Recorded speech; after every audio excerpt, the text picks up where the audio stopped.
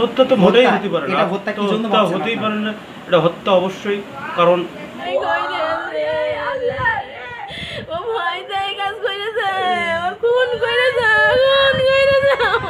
আসসালামু আলাইকুম দর্শক মণ্ডলী, মুনতাজ স্টুডিওর নতুন একটি ভিডিওতে আপনাদেরকে স্বাগত জানাচ্ছি। আমি মুন্না। দর্শক মণ্ডলী, আজকে যে ঘটনাটি বর্ণনা করতে যাচ্ছি সেটা ঘটেছে যশোরের জিকরগাছার কাশীপুর গ্রামে। সেখানকার নবম শ্রেণীর শিক্ষার্থী মারিয়া খাতুন, মানে সে খুব মেধাবী ছিল আমি যতটুকু জানতে পারলাম, এবং নবম শ্রেণীতে পড়াকালীন অবস্থায় দশম শ্রেণীর একজন ছাত্র, একই গ্রামের, নাম তার মেহেদী হাসান, তার সাথে প্রেমের সম্পর্ক গড়ে উঠেছিল। এবং প্রেম করাকালীন অবস্থায় সেই মেহেদী হাসান এই মারিয়া খাতুনের কাছ থেকে বিভিন্ন সময়ে আর্থিক টাকা পয়সা নিত।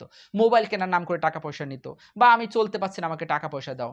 মেয়ে অবুঝ, বাবা মার কাছে হয়তো বা চুরি করে বা যেভাবে হোক টাকা তাকে দিত। এবং সর্বশেষ যে ঘটনাটি ঘটেছিল সেটা হচ্ছে, সেই ছেলে এই মেয়েটির কাছে একটা মোবাইল কিনে দেওয়ার জন্য আবদার জানিয়েছিল।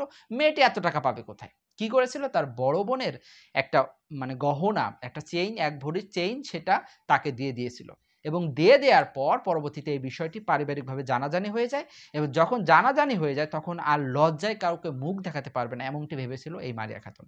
এবং সর্বশেষ সে গত 23শে আগস্ট মঙ্গলবার তারিখে গলায় মানে ওড়না পেঁচিয়ে আত্মহত্যা করে বসে।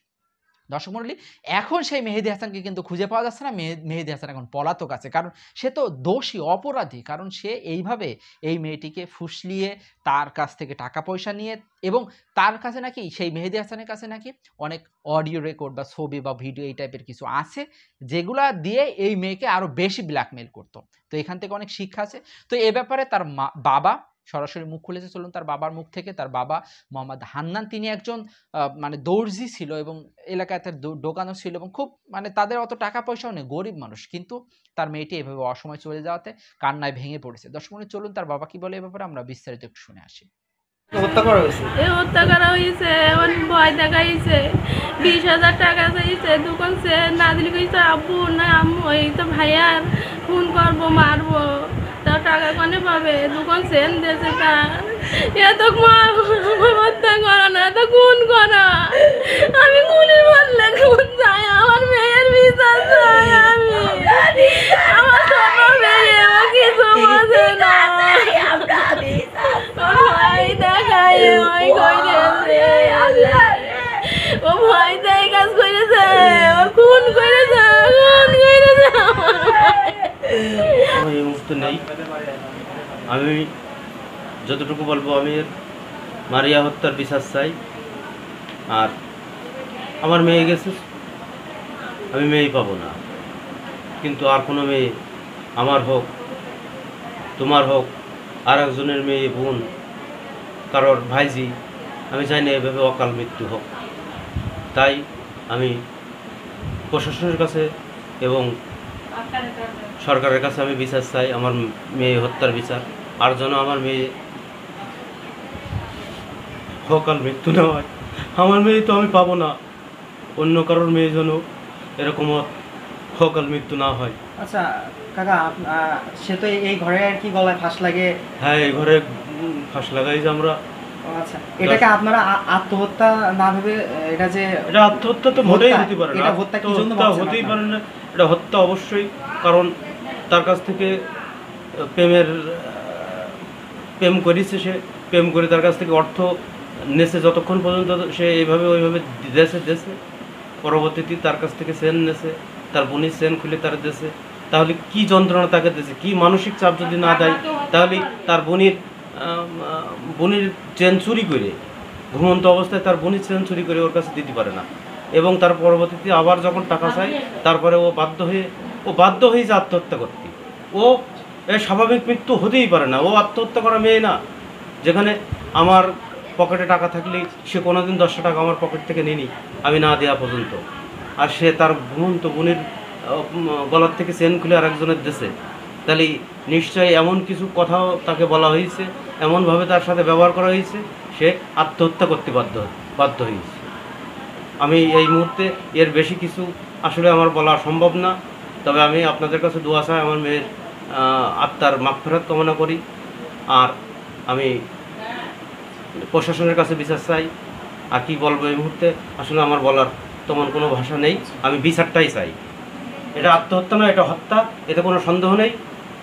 এতে কোনো সন্দেহ নেই যে আমার মেয়ে, যে মেয়ে 10টা টাকা নেয় না, সে চুরি করে তার বোনের চেন খুলে আর একজনের দেশে এবং টাকা দেশে, তারপরে আরও একটা চেন তার ছিল, আমি বিদেশ থেকে নিয়ে এসেছি, সেই চেনও আজকে খুঁজে পাওয়া যাচ্ছে না। তার মানে বোঝা যাচ্ছে যে এ ওর কাছ থেকে অনেক পয়সা করে টেনেছে, যখন আর পয়সা করে দিতে পারেনি তারপরেও কি জানি হয়তো ওর কাছে কি ভিডিও ছিল, এগুলো শুনেছি, রেকর্ডিং ছিল, সেগুলো ভাইরাল করে দেবে বলে ও বাধ্য হয়েছে আত্মহত্যা করতে। এর বেশি কিছু আমি আপাতত আমি সবার কাছে এতটুকুই কামনা করি, আমি আমার মেয়ে মারিয়া হত্যার বিচার চাই। তার বেশি কিছু এই মুহূর্তে আমার আর কিছু বলার নেই। দর্শক, আপনারা দেখলেন সেই মারিয়ার আব্বার আর্তনাদ। সে কিন্তু একটা কথাই বারবার বলছে যে তার মেয়েকে হত্যা করা হয়েছে, হত্যা করতে তাকে বাধ্য করা হয়েছে। কে সেই হত্যাকারী? সেই মেহেদী, যার দিকে আঙুল উঠেছে। তো অবশ্যই প্রতিটা পরিবারের সদস্য চাচ্ছে যে এটির সুষ্ঠু বিচার হোক। তার পরিবার চাচ্ছে যে এই সুষ্ঠু বিচারের মাধ্যমে যেন অন্য কারোর, অন্য কোনো মেয়ে, অন্য কোনো সন্তান, অন্য কোনো বোন যাতে এমনভাবে প্রতারিত না হয়ে, এমনভাবে নির্যাতন সহ্য করতে না পেরে যেন পরবর্তীতে আত্মহত্যা না করে। এটার প্রত্যাশা কিন্তু তার পরিবারের, তার আব্বার, তার মায়ের, তার পরিবারের সকলের। তো দর্শক, তার বাবার মুখ থেকে সব কিছু শুনলেন। তো অবশ্যই আপনাদের কাছে অনুরোধ থাকবে, সেই মেহেদী যে এখন পলাতক আছে তাকে ধরিয়ে দিতে আপনারা সাহায্য করবেন, এবং সে যেন এটার সুষ্ঠু বিচার হয়ে সে যেন তার প্রাপ্য যে শাস্তি, কারণ একটা 9-এ পড়া মেয়ে, সে অনেক মেধাবী ছিল, আমি যতটুকু জানছি। সেই মারিয়া অত্যন্ত মেধাবী ছিল, তার উজ্জ্বল ভবিষ্যৎ ছিল সামনে, কিন্তু একটা ভুল সিদ্ধান্ত, একটা ভুল মানুষ তার জীবনটাকে শেষ করে দিল। এটার বিচার তার পরিবারের লোকজন চায়। দর্শক শ্রোতা, আপনাদের কাছে অনুরোধ, বেশি করে ভিডিওটি শেয়ার করে সকলের মাঝে পৌঁছে দিয়ে এই মানুষটিকে, এই পরিবারটিকে যাতে একটা সান্ত্বনা, এটার পথ আপনারা বের করে দিবেন। দর্শক মণ্ডলী, এই বাবার মুখ থেকে আপনারা বিস্তারিত শুনলেন। তো তাদের পরিবারের দাবি এবং এলাকাবাসী জানাচ্ছে যে বিষয়টি আসলে যে ওই ছেলের কারণে মূলত এই মেয়েটি আত্মহত্যা করেছে, এবং দেখা যাচ্ছে যে তদন্ত করে বা এলাকাবাসী বা তার মানে ঘনিষ্ঠ সূত্র থেকে জানা যাচ্ছে যে প্রত্যক্ষভাবে এই ছেলেটি এইটার সাথে জড়িত। মানে দেখা যাচ্ছে যে এই মেয়েটির আত্মহত্যা করতে সরাসরি সেই ছেলেটি জড়িত এবং আত্মহত্যার প্ররোচনা দিয়েছে, এবং তার কারণে কিন্তু আত্মহত্যা করেছে। দর্শক মণ্ডলী, এই বিষয়ে পরিবারের সদস্যরা মানে বিচার চাচ্ছে, এবং ইতিমধ্যে হয়তো বা মামলাও হয়ে গেছে থানাতে, যে এইভাবে ফুসলিয়ে তাকে ব্ল্যাকমেইল করে তাকে আত্মহত্যা করতে বাধ্য করানো হয়েছে। যাই হোক দর্শক মণ্ডলী, ভিডিওটা দীর্ঘ করছেন, এই ব্যাপারে আপনার কোনো মতামত থাকলে অবশ্যই কমেন্টে জানাবেন। আর হ্যাঁ, অবশ্যই অভিভাবকরা একটু সাবধান থাকার চেষ্টা করবেন। আপনাদের সন্তানরা কার সাথে মিশছে, ঘুরছে ফিরছে এবং প্রেম প্রীতি করছে কিনা, করলেও কোন পর্যায়ে আছে